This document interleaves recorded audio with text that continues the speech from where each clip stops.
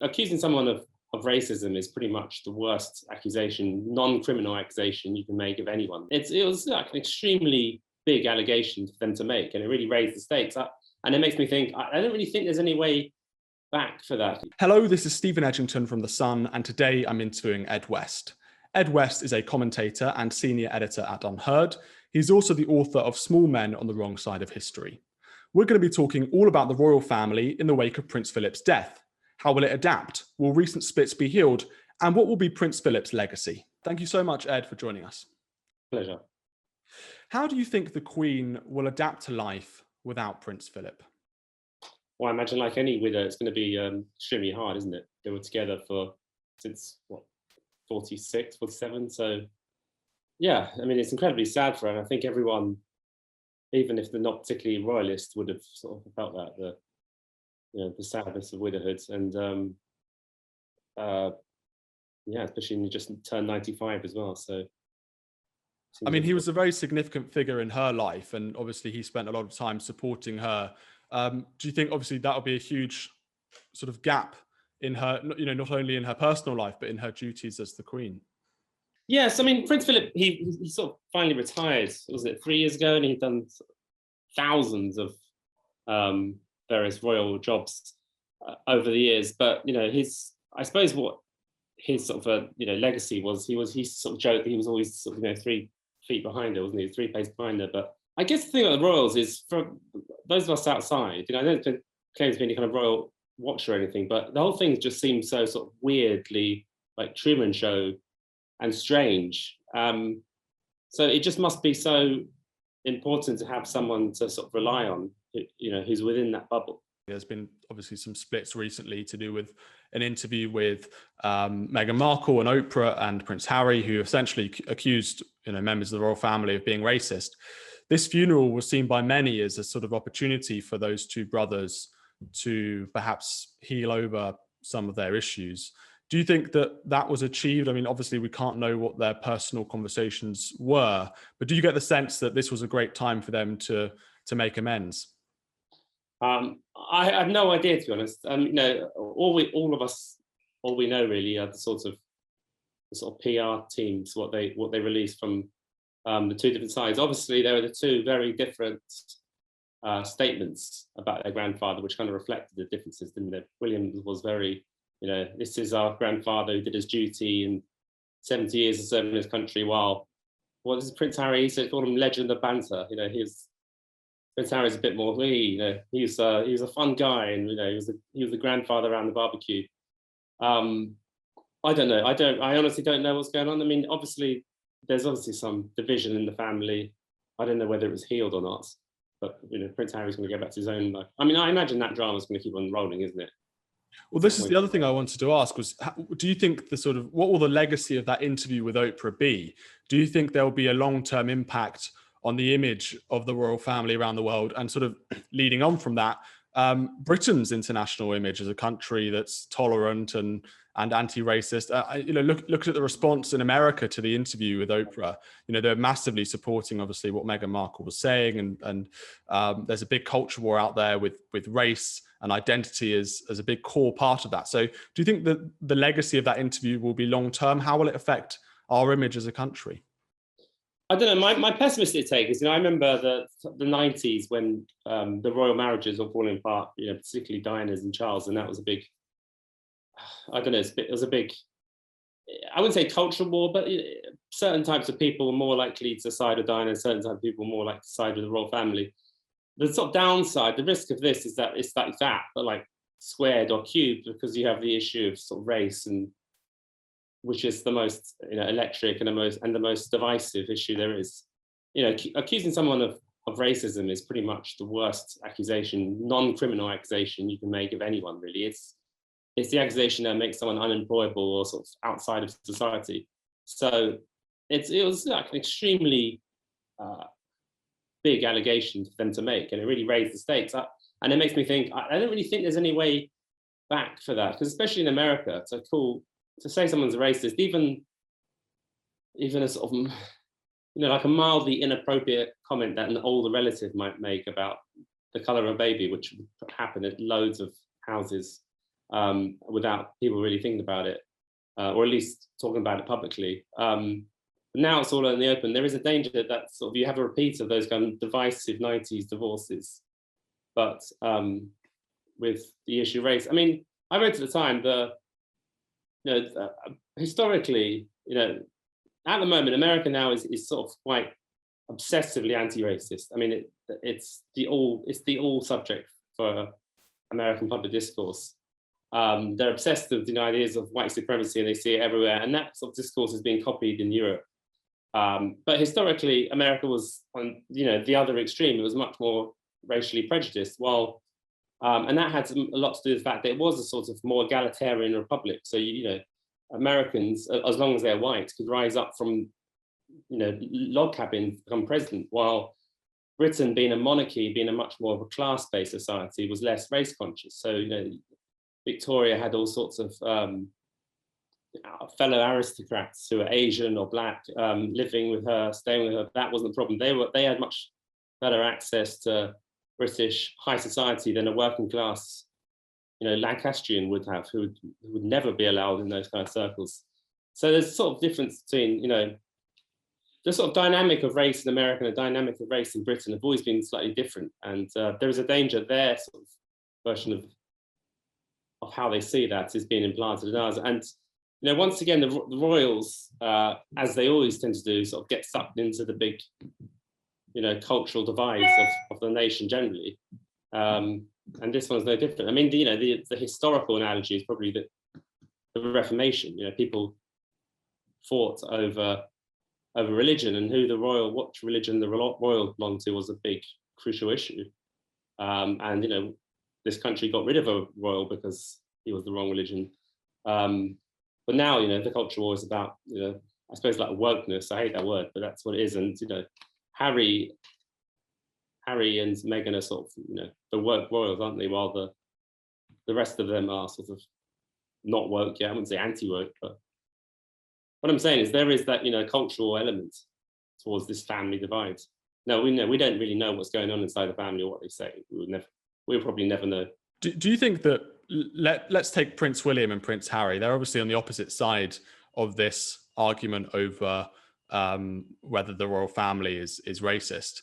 And as you say, this goes to sort of a more broader context of a culture war and of wokeness and whatever it is.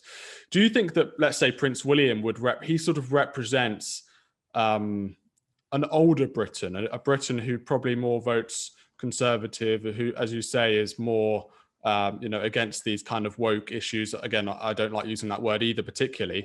It's not a great word, but I think, unfortunately we sort of have to use it as an all-encompassing thing. And Prince William, he's sort of he's obviously got huge amounts of support among young people in Britain. And if I spoke to people who I know, which I do, about Meghan Markle and Prince Harry, they're all, massively supporting their interview and think that they're being fantastically liberating and whatever else it is. Do you think they sort of represent two divides in Britain, and a sort of a younger generation versus a more older, more conservative generation? Yeah, definitely, undoubtedly. I mean, it'll be the same.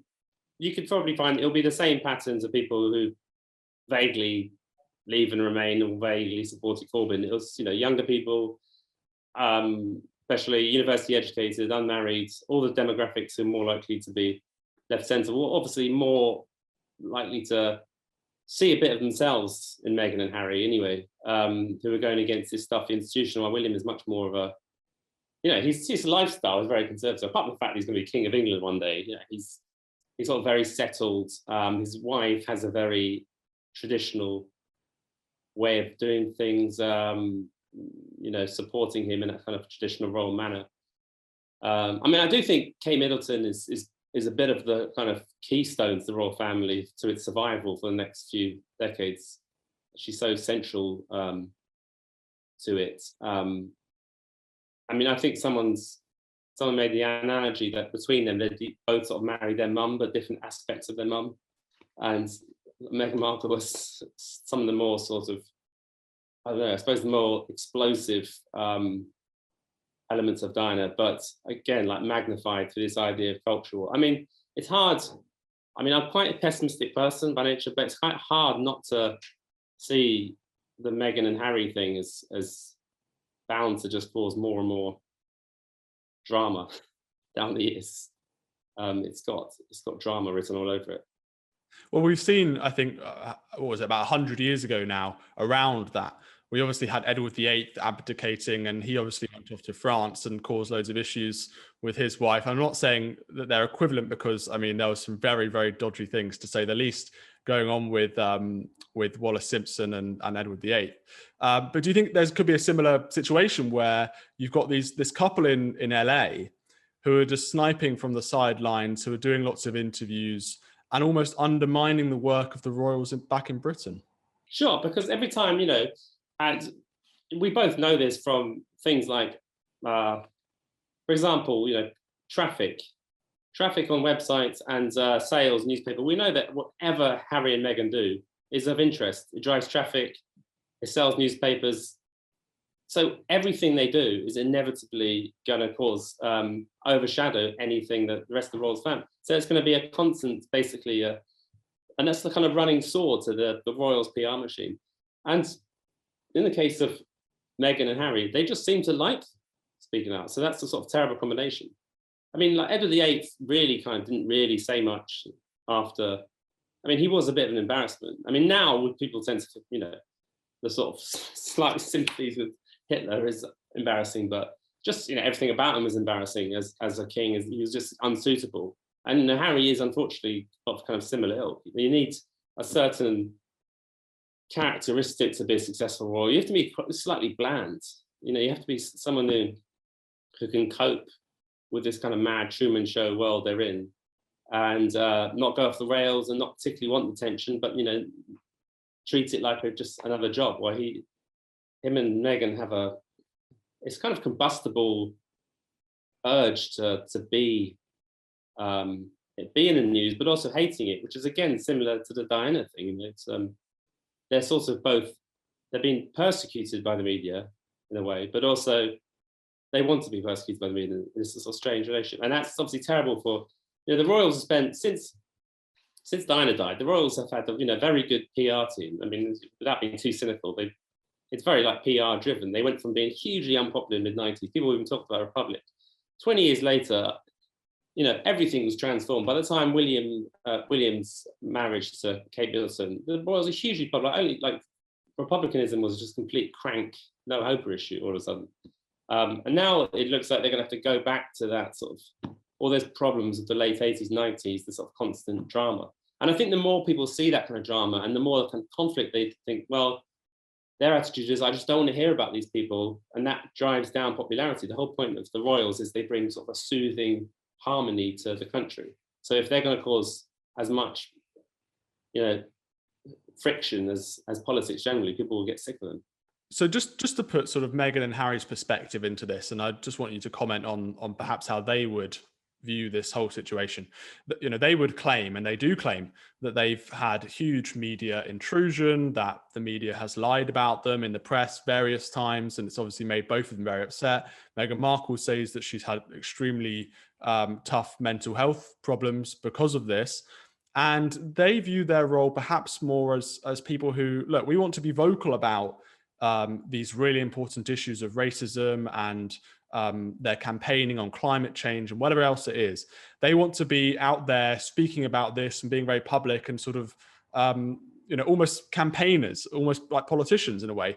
And I know people have even talked about Meghan Markle running for president and things like that, which I don't think is too fanciful. These days, I mean, after Trump, anyone can run really, can't they? Absolutely. So what do you think of this perspective of actually, look, the British royal family in the 21st century, they're outdated, they're too stoic, they're too sort of uptight, they shouldn't be, they're very silent on these things. Whereas actually, in fact, we should all be talking about racism, we should all be talking about these very important issues in our society. That's probably how they would see it. What do you make of that perspective? I mean, firstly, I don't think we should talk about these things all the time. I think most people really enough. But the problem is, and no one seems to be able to get this message to them, is that they seem to want it both ways. They want to have the platform from being royals and to even use royal connections and titles, and also be political. And you can't do those two things. You either do one or the other. You completely cut yourself off from the royal family. and become a political activist, or you become a royal. And royals have to be politically neutral. They have to be bland. Sure, you can vaguely talk about stuff like mental health or something, as long as it avoids overtly political issues. But you can't. I mean, racism is a political issue. I mean, beyond saying, oh, racism is bad, which we can all agree on, how you actually deal with things becomes a very, very contentious political issue. And, royals can't do that, because otherwise they're not royals anymore. They're just politicians, and they become very, very irritating politicians very, very quickly. I mean, I think Meghan, she has probably been treated partially by sections of the press and probably lied to, but she seems to say a few things which just she doesn't really have. I mean, some of the things she said don't seem to be entirely true herself. So it seems I can see why she rubs people up the wrong way in many ways, because maybe that's not fair. She just comes across as I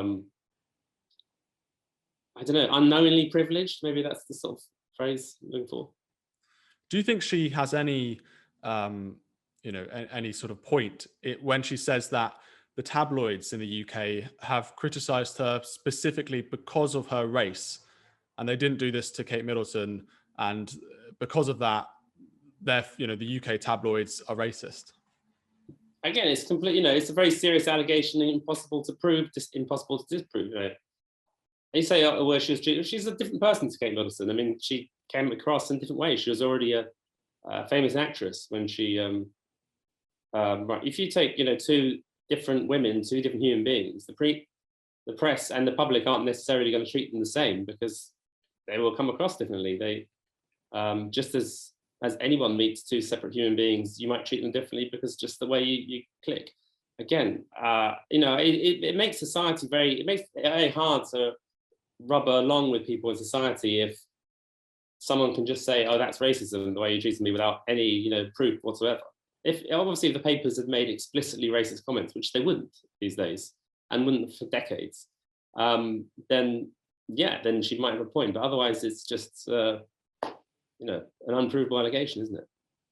Let's talk about the royal family's future, and obviously this links in with Meghan and Harry, because they're very important sort of cultural figures now. I was going to say they're very important members of the royal family, but they're not particularly in terms of the heir to the throne. Prince Charles, do you think he's going to be able to cope as king? Do you think he'll command the same amount of respect and sort of adoration as the Queen currently has? I don't know, really. I mean, I think when the Queen does die, I mean, it really, as people say, end of an era. It's a cliche, isn't it? Lots of things end of an era, but it really would feel it will end of an incredibly long reign, a reign that's seen huge social transformation, and a lot of things will feel a bit unsure. Even stuff like, will Australia still be a monarchy in the Commonwealth? With the 2 or 3 other questions in terms of the union. I mean, Prince Charles, for various reasons, doesn't really have that respect. Mainly the legacy of the marriage, and which is now, I think, made worse because the crown is, a younger generation are sort of aware of it. But also, I suppose it's his. Again, this is going back to this speaking out in politics. I agree with most of the issues he talks about, architecture and the environment, but he's sort of been a bit outspoken in politics, and that probably hasn't helped him. In the way the Queen has just been selflessly, just hardworking down the years, and again, everyone admires her and respects her, and there is almost no one who doesn't think she's done her duty and done it, thanklessly down the years. So when she does die, it will feel like a little bit of stability has slipped. But on the other hand, Charles will be, close to, he's 70 now. So, the Queen will probably live another 10 years, I imagine. So he's going to be the very, very old king when he might have. I don't think be the oldest king. I can't think of a king who's ever been in his 80s.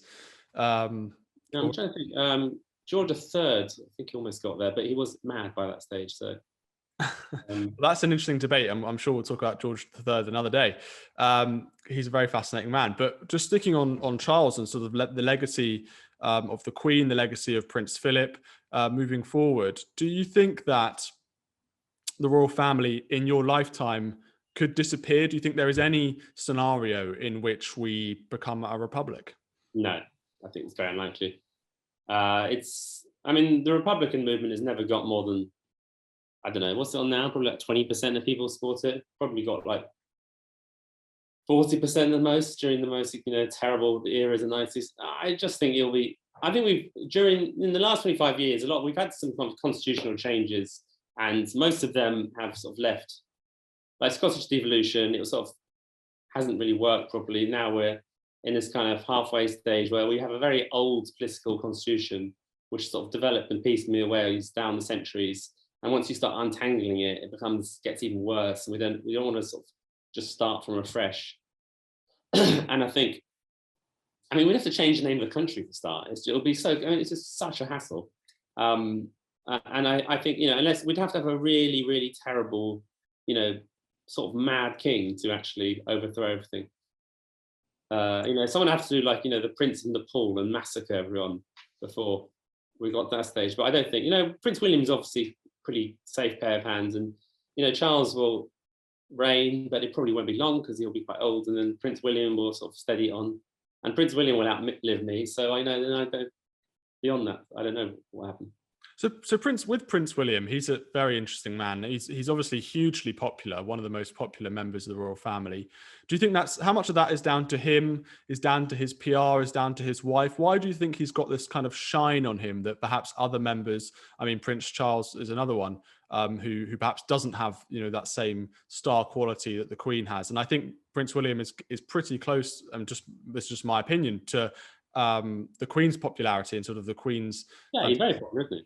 Right. Why do you think that is? I don't know. Genetics.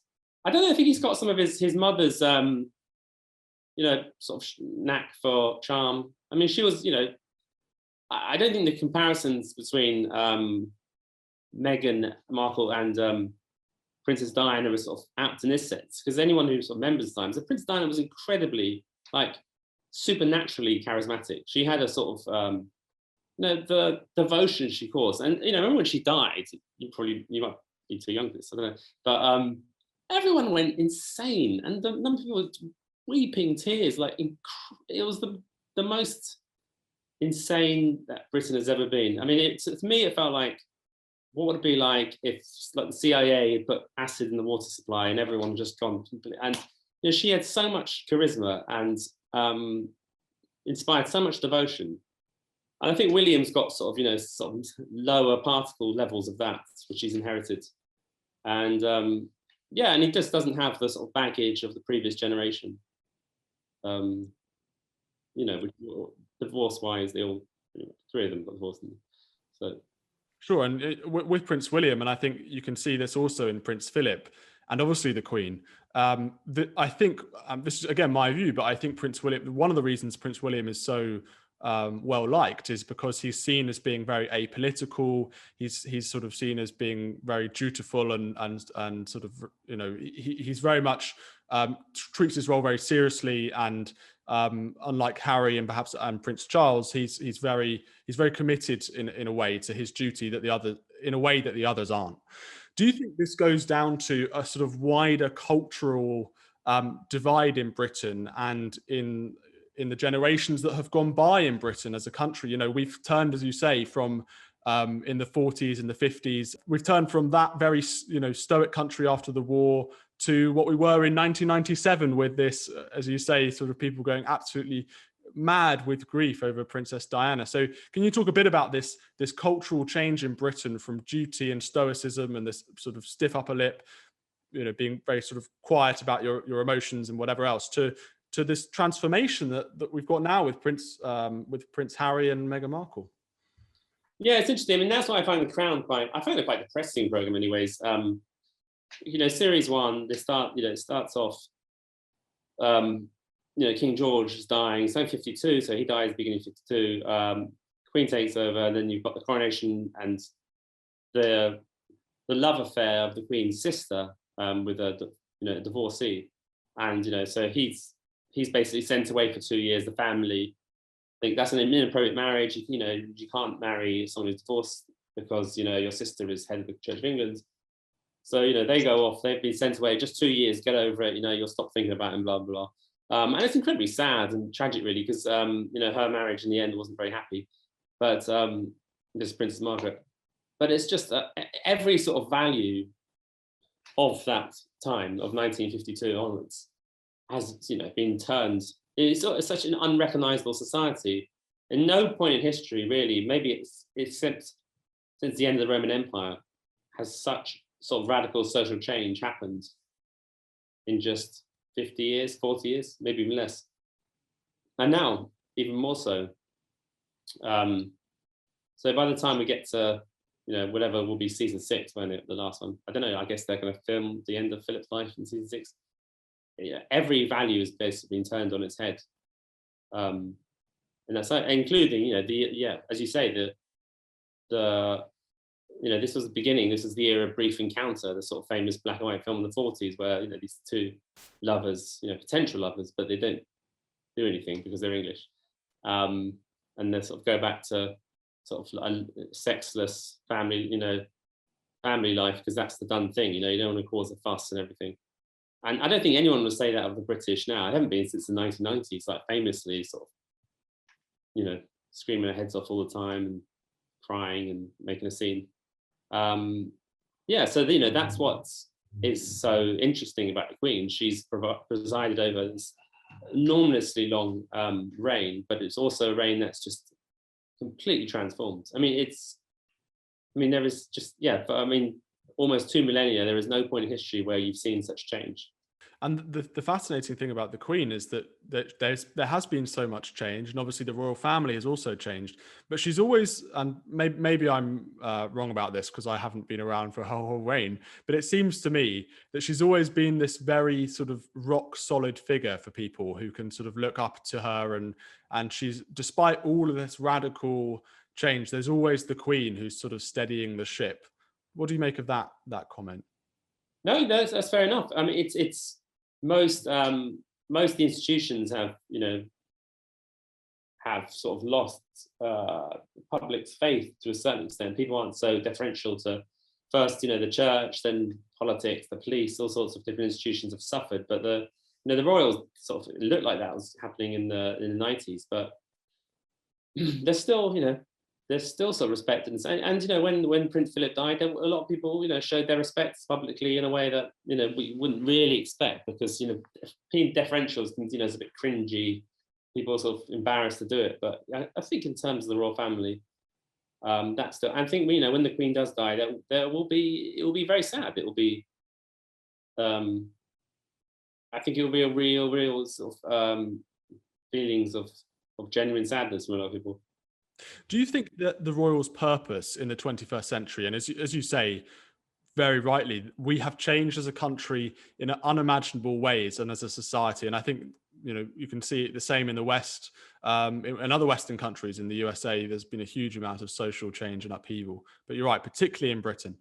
And I you agree with me that the royal family, and the Queen specifically, is this kind of rock solid figure who people can look up to, and sort of she represents this very sort of traditional, very firm kind of way of life, and that's quite different to the more chaotic, unstable society that we live in today. What do you think the role of the royal family is in the 21st century as we grow up in this absolutely crazy world with all this volatility and change and social movements and various different culture wars, etc.? Where do you see the royal family? What is their purpose now? I suppose, as you say, stability is one thing, but I suppose maybe from their own point of view, the royals, the House of Hanover, as they were, have been very good at surviving. They've gone through, Queen Victoria at the time when she came to the throne, there was a lot of social change in the Industrial Revolution, and there was a moment, there were times when Queen Victoria was very unpopular. There were 8 assassination attempts against her life throughout it, and in the middle of her reign, she was particularly unpopular. And there could have been a time when Britain became a republic. That could have been overthrown because lots of that those winds of change were happening there after 1848, and then again when this first the war came around, that led to the overthrow of most of the monarchies of most of the large monarchies of Europe anyway. And for the Tsar and his family is even worse.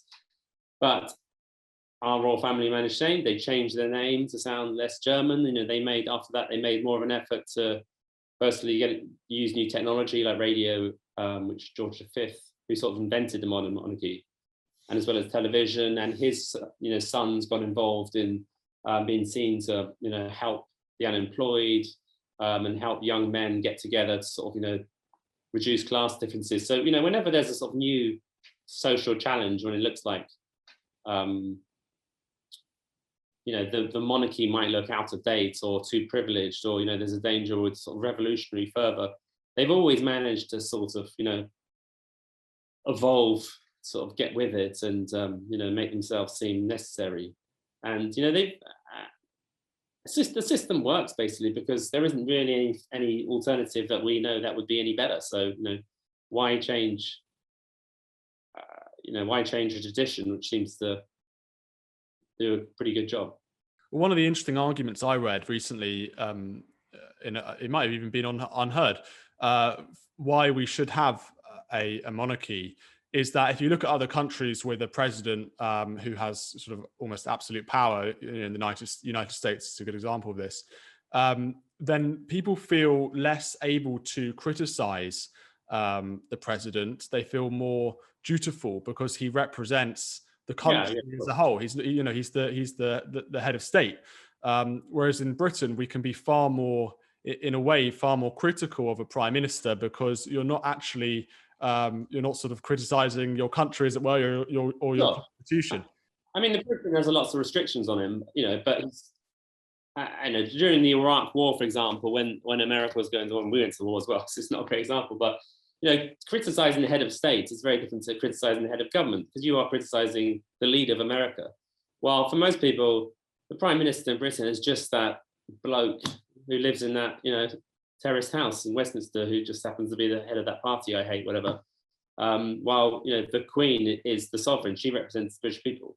So so if you sublimates your patriotism, your loyalty to the state towards a non-party leader, a neutral figure, that's much more healthy than you don't swear. No one in Britain would swear an oath of allegiance to Boris Johnson or Keir Starmer or whatever, because they're not the leader of this country. So there are lots of it. There is actually quite a lot of research done on differences between constitutional monarchies and republics, and there is evidence that it lowers corruption. Politicians are less likely to sort of siphon off money when there's a monarch. There was the classic example regionally is the Middle East, where there was a period where in the Arab-speaking world there were sort of, I think, 10 countries where the Foreign Office recommended people don't go to parts of 10, and there was like 9 when they said it's safe to go to these countries, and all of the safe countries are monarchies, and all of the dangerous countries are republics. So it's much safer to go to Morocco than to Algeria. You'd much rather go to Jordan than to Syria. And having a monarch can, if you want to land anywhere in the world and said you're going to land any country in the world, it's going to be a monarchy or republic. You choose monarchy, obviously, because pretty much all the worst countries to live in are republics. Things can get so much worse without a monarch. That's the thing. I mean, things can get very, very good, but there's such huge variation. So it kind of adds this sort of stability to the system. In terms of the royal family adapting to modern life, and they've obviously done that quite successfully throughout the decades. How much was Prince Philip at the forefront of that? Well, I mean, it's an interesting figure because even when I was growing up, he was already the old guy when I was growing up, and he was considered this military. He was the guy who was sort of rude to foreigners. And he very much represented, he was a war generation. and did a military bearing, and stiff upper lip. But he was actually, he's kind of the opposite in many ways of his image. He was the sort of modernizer when he went there. He was very much involved in his early days with modernizing the monarchy. He was a foreigner. I mean, when he was married, they did an opinion poll at the time, and 40% of people objected to the Queen marrying him, to Princess Elizabeth at the time, because he was a foreigner. We just had a war. His three brothers-in-law fought for the Germans. When one of them was in the SS, they were all Nazis. They all joined the Nazi party before the war. And there's two surviving brothers-in-law, and his three sisters weren't allowed to come to the wedding. So he was very, very much an outsider, much more than Meghan Markle was. There was no sympathy. The papers, if they were given free rein, would have done a lot more to this.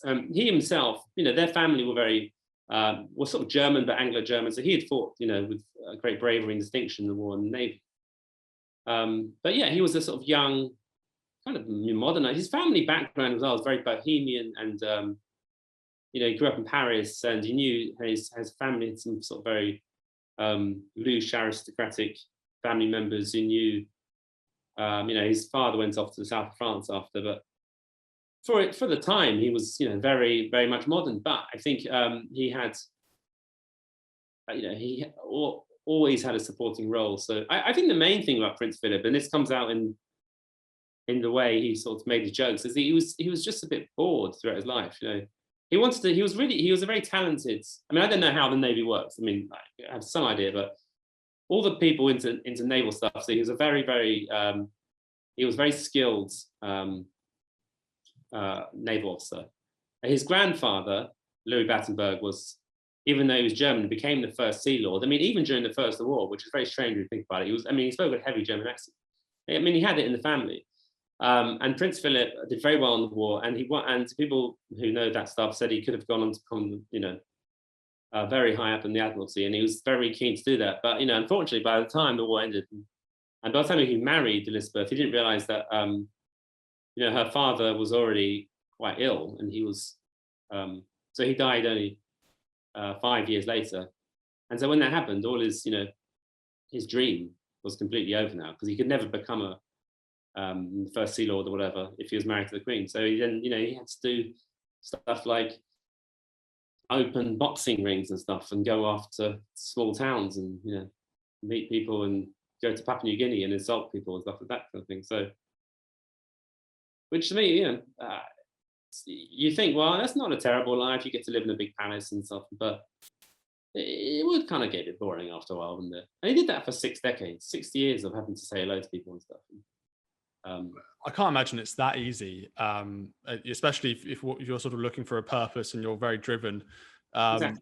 It can be. I'm sure it's quite frustrating, and he obviously was one of those figures who probably did find it frustrating. And you mentioned his gaffes. This is an really interesting thing, because there is a very small minority of people in Britain who, when Prince Philip died, were sort of celebrating. A lot of young people, on that side of the culture war we were talking about earlier, would say, they said, this guy's an awful racist. Look at these terrible comments. What do you make of his gaffes? Do you think he was this evil racist figure who, No, I mean, really outdated, or was it just a bit of a laugh? No, I mean, you can say a comment might be racist. It doesn't really reflect throughout his life. And the royals, been like this always. The same with George VI and George V. They've always been pretty human about this. And Prince Philip, when he was growing up, had friends of, he went to sort of international school in Paris for a while, and he had sort of friends, Chinese backgrounds, and he was I think by all counts, he was very good at people in that count. I think he a lot of the stuff he said was partly to put people at ease, because he wanted to make a joke of it. And he wants to make a joke of things, and and that would always inevitably sort of blow up and turn into a sort of a gaff day. And people describe, when there was some sort of royal trip going aboard, all the press would all be around Prince Philip, because they were just hanging on his every word, because they knew that you'd have some boring day, like you'd meet like I don't know, the ambassador from like Hungary or something, whatever, I don't know. And it was the only story you're going to get is if Prince Philip says something insulting about the locals. No, I think it was just a sort of a way of and again, I think maybe a little bit of boredom might have. I mean, some of them seem. I mean, some of them were just straight off funny though. I mean, um, he provided a sort of, I don't know, a bit of the gaiety of the nation thing. I don't think.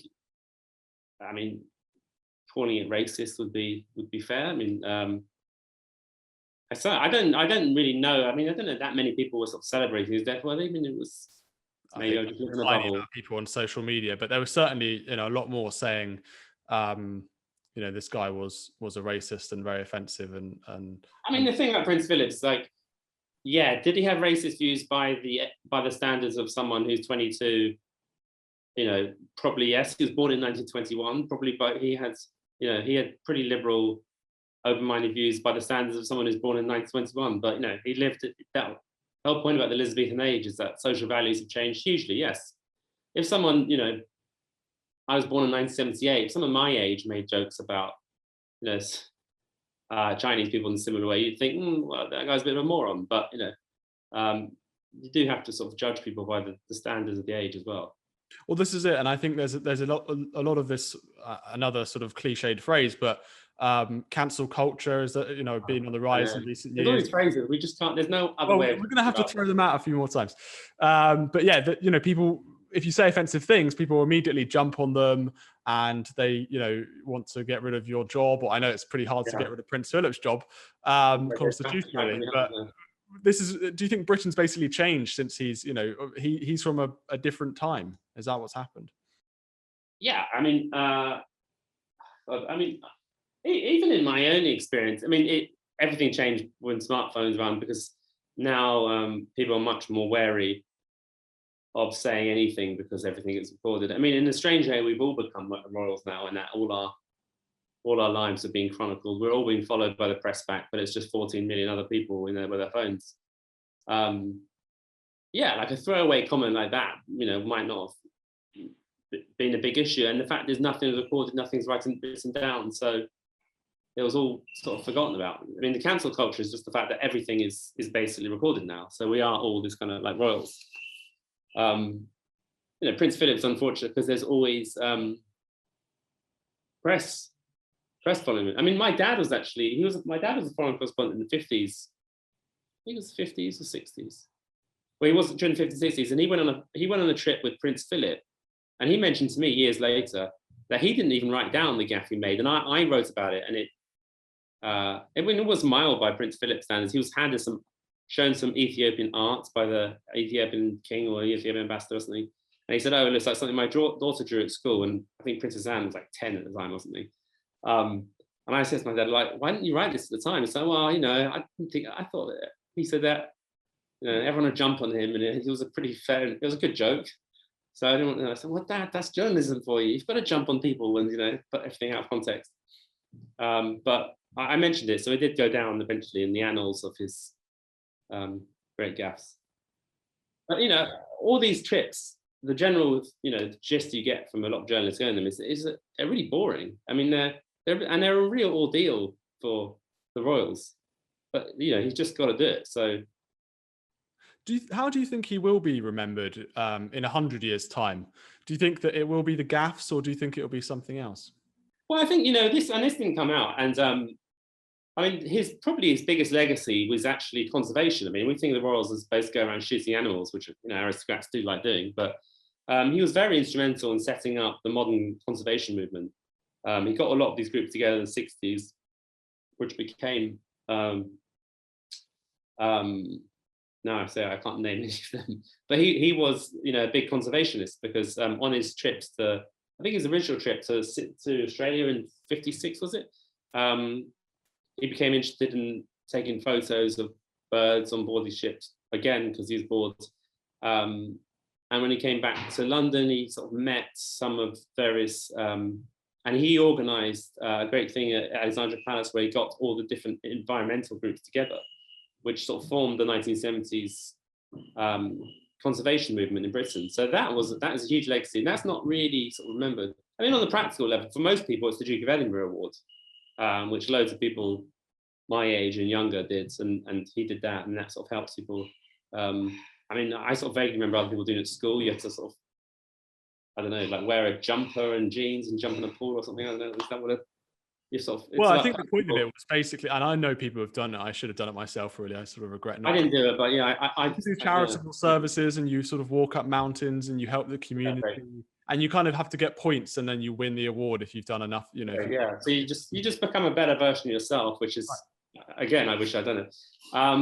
Yeah, I think on the basic level, that, I mean, we think of, you know, Prince Albert is the obvious sort of prototype historically, because, you know, and when Prince Albert died, you know, the Albert Memorial was raised, subscription, people sort of paid for it, and he's remembered because you know, this whole area of South Ken was sort of, you know, his creation. All these museums, the Albert Hall, and they're all associated with him, even if they're all him.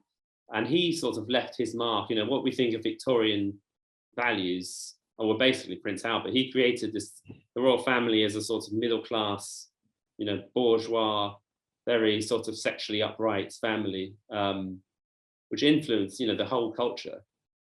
And again, he was someone who, because he didn't have any sort of real public role, he didn't have any sort of role, you know, he wasn't the monarch, but he had to do something good. And I think Prince Philip, I think if he had to have some sort of equivalent of that, I think the environment probably would be, or even though it's not so well known now, maybe in future generations, people will sort of appreciate that more. Although they still will remember the gaffes, obviously. I mean, maybe in 50 years' time, the gaffes will just seem unbelievably beyond the pale that we can't even half joke when we're talking about it. He'll be some sort of monster, but I doubt it. we won't be even be able to say his name, Yeah. perhaps. Anyway, look, thank you so much, Ed, for joining us. That was absolutely fascinating. No worries, it's been a pleasure.